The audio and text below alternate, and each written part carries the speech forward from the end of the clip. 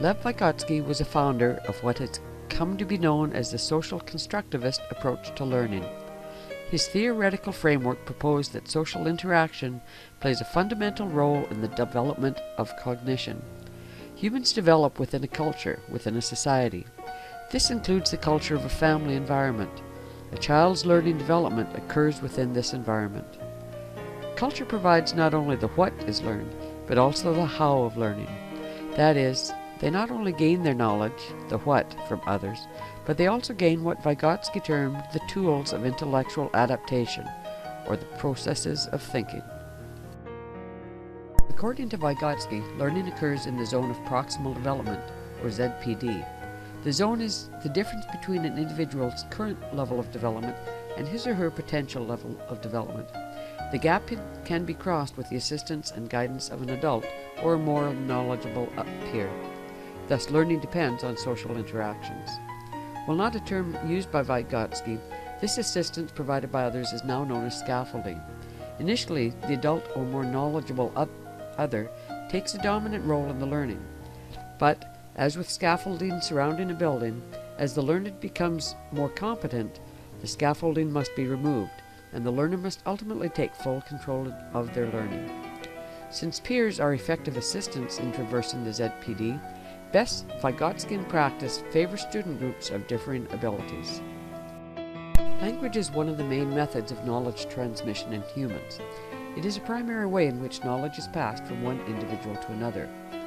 One of Vygotsky's concepts examined the importance of language in the learning process.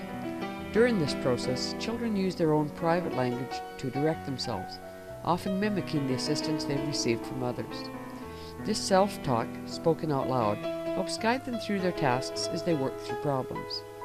This private language is seen as an essential tool of intellectual adaptation and helps with the internalization of knowledge. As the child matures, private speech becomes quieter, eventually becoming silent. Vygotskian principles are demonstrated in many areas of the classroom, in curriculum, in instructional practices, and in assessment. Regarding the curriculum, it is important to realize that since children learn much through interaction, the curricula should be designed to emphasize interaction between learners and their learning tasks.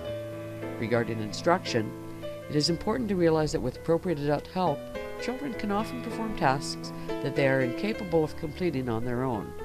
Scaffolding, where the adult continually adjusts the level of help in response to the child's level of performance, is an effective form of teaching. Scaffolding produces not only immediate results, but also instills the skills necessary for independent problem solving in the future. Finally, assessment methods must take into account the zone of proximal development. What children can do on their own is their level of actual development. What they can do with help is their level of potential development. One might be able to solve many more problems than the other. Assessment methods must target both the level of actual development and the level of potential development. Jean Piaget was a Swiss-born psychologist who lived from 1896 to 1980.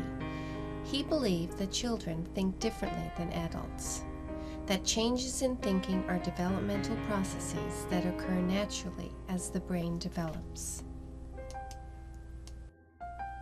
According to Piaget, children's thinking go through 4 developmental stages.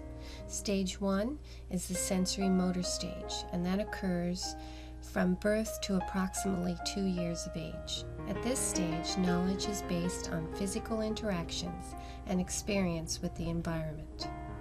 Stage 2 is the preoperational stage, which occurs between the ages of approximately 2 and lasts till the ages of 6 or 7.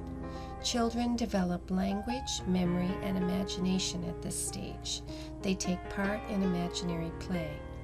Piaget considered children at this stage to be egocentric. They could not view things from another person's perspective.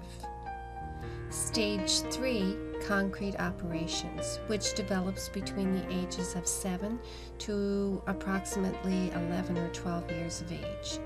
Children are able to manipulate symbols at this stage that are related to concrete objects.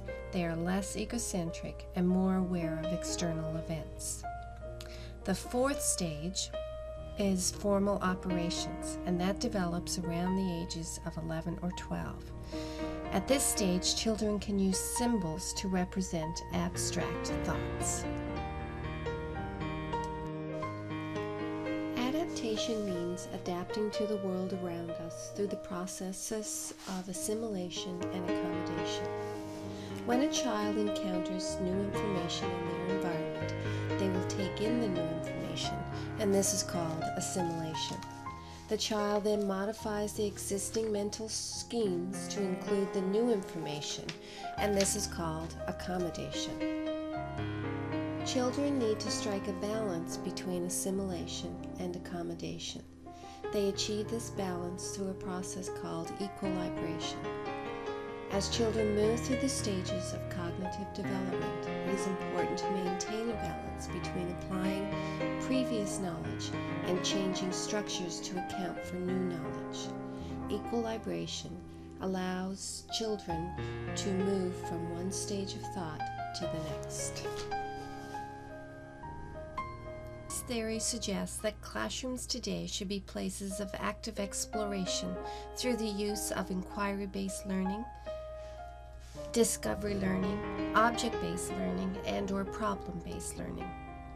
It also suggests that play is important. Children learn through play and through games. We need to design activities that are developmentally appropriate for the students in our classrooms. Social interaction is important to children's cognitive development. Children learn by interacting with each other.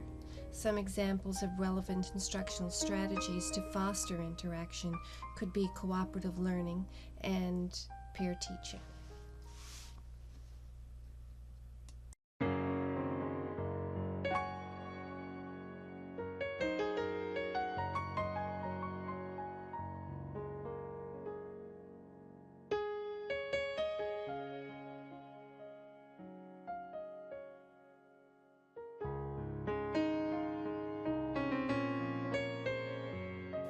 Bruner had 3 stages of knowledge representation: enactive, iconic, and symbolic.